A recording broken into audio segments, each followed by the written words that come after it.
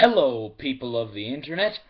I'm the Earth Nerd, and today, since it's Zombie Jesus Day, and since we're all celebrating Zombie Jesus Day together by dyeing eggs on natural colors, I figured I'd do something special for you. Well, it's not that special, but it's pretty special. But it's still not that special. Anyway, so on Facebook, I asked some people to send me some questions. This is the original post. I said, "Hey, humans of all sexual configurations, if enough people will send me questions, I'll answer some in a video. I might even be funny, if I can figure out how." Anyway, so these are all coming from people that I know, which I'm pretty sure that all the people who subscribed are people that I know. But these are all coming from people that I know.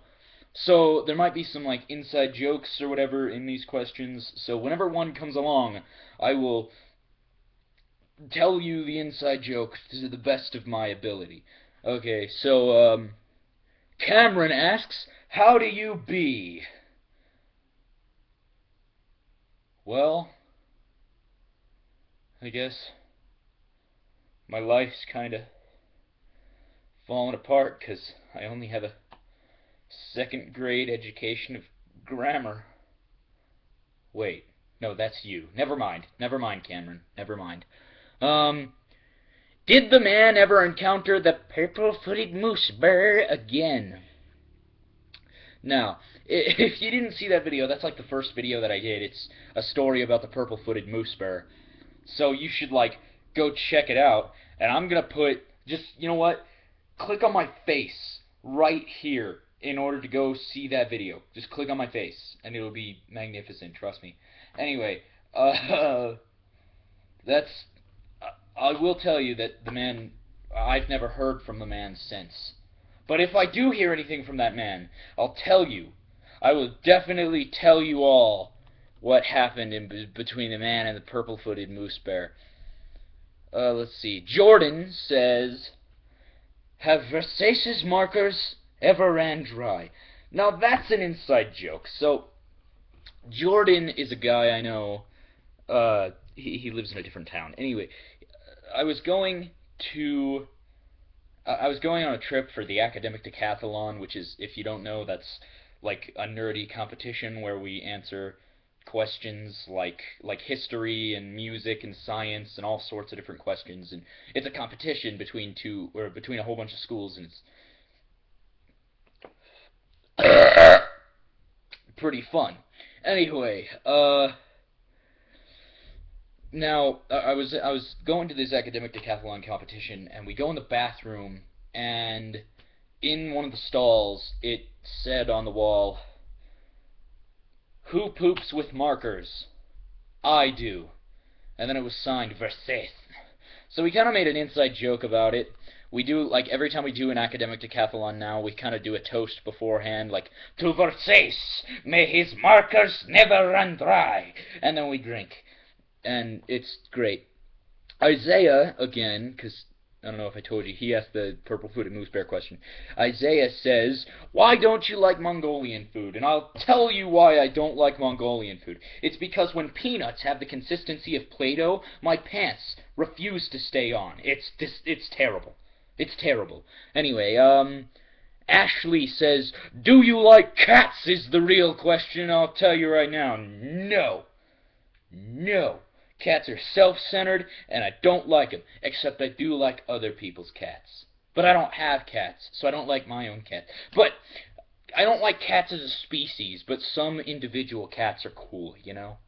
Like, you know, it's like, whatever. Anyway, Jacob Steele says, "How do bands get named?" Now that depends. That depends on if it's a Christian band or not a Christian band. Because if it's a Christian band, see, they all sit around a table and they all vote. And they have a banana in the middle of the table. And the first one, see, what they do is every time they vote, they're allowed to peel the banana 3 inches, right? And they sort of just like give a name, right? And every time the banana gets peeled, And see, they peel it like one side at a time, so you do like one this, then like this one, then like this one, and you do it like 3 inches at a time, right? So then, like, whenever a word is said when one side is completely off of the banana, then that's a word that's in the name of their band. And that's a scientifically proven fact, actually, that Christian bands choose their name that way. Anyway, if they're not Christian bands, then actually what they do is they all sit around a table. It's the same concept. They sit around a table and they get their Ouija board, and they all put their fingers on the Ouija board, on the little thing, and they just say like, "The spirits of darkness, name our band," and then they move it around, and it's crazy. It's a pretty crazy thing that happens. Anyway, let's see. Holly says, "What is the weirdest fortune in a fortune cookie that you've ever read?"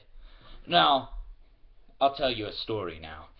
One time, I was going to a little Chinese restaurant in the town that I live in, which is tiny. Our town is tiny. Like, legit, like, 6,000 people live here.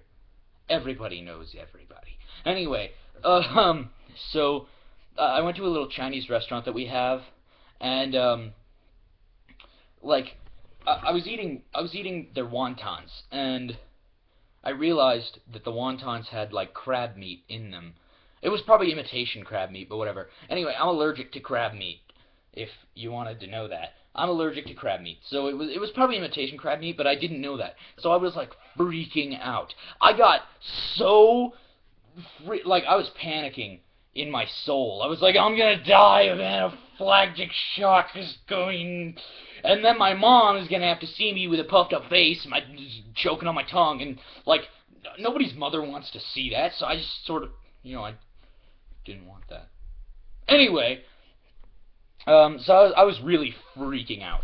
And I opened up the fortune cookie, because I was like, I'll leave, and so that nobody here in public has to see me freaking out. So I opened up the fortune cookie, and I read the fortune, and it says, "Don't panic." It was... Shut up. That was crazy. Not you. I still love all of you, just... My phone's being stupid again. Anyway, it said, "Don't panic," and it was awesome. And I was fine, because it was imitation crab meat. Yes? We are leaving in approximately 20 minutes. I gotta shower and get dressed. Alright. I'm making video. I see that.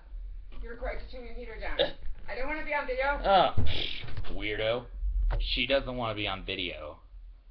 No, I don't. Weirdo! Not weird. That is weird. Anyway, Emma asks, because now I'm doing like a Carl and Gary sort of thing. Emma asks, how does the ultimate meaning of math have to do with anything about English? Well, let me tell you. See, if you take any word, right, and the amount of numbers, the amount of letters in that word. So, like, for example, the word, let's see, the word 6. Okay, let's use a number for this because I'm weird. The word 6, right? 6 has three letters, okay, if you spell it out. Now, how many letters does 3 have? 3 has 5. How many letters does 5 have? 5 has 4. And how many letters does 4 have? 4. So, the ultimate meaning of math ties into English very well because every single word in English can be broken down using this sequence into 4 letters.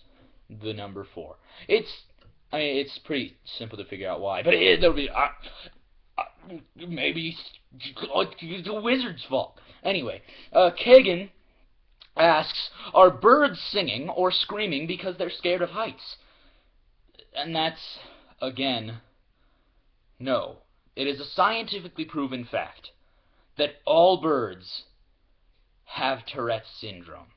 And that's why they're always making their noises. It's because they all have Tourette's. Okay? And that's why.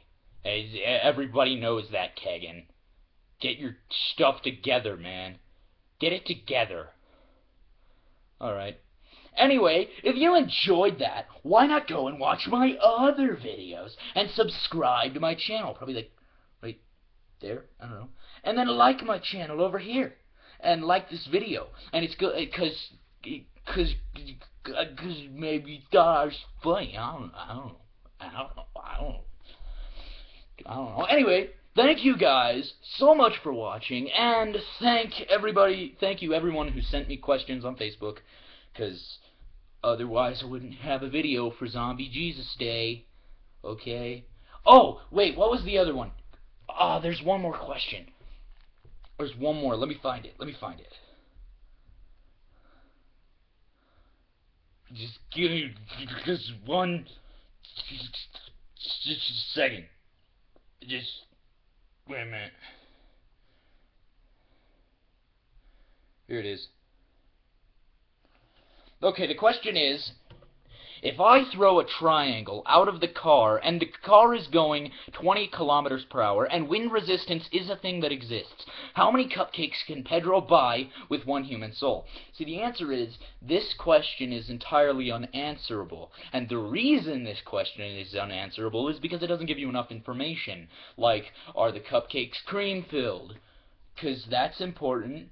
Are you eating milk with the cupcakes? How many siblings does Pedro have? Who was the human soul that Pedro is selling? I'm just like, that's one of, it's unanswerable. Because you need at least those three things in order to answer this question. And, is the triangle isosceles or equilateral? That's 4 things that you need in order to answer this question. Anyway, so, thank you so much for watching. Again, subscribe, because, you know, it'd give me a big head and I'd be famous. Anyway, so...